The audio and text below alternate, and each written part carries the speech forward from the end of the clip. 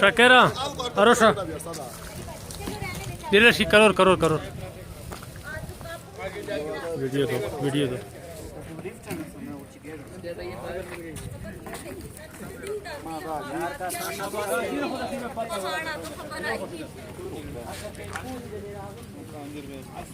बड़े कमीने ने ओदे भी उन्हें भी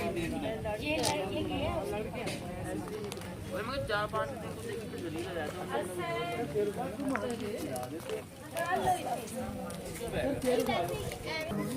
पर किया ना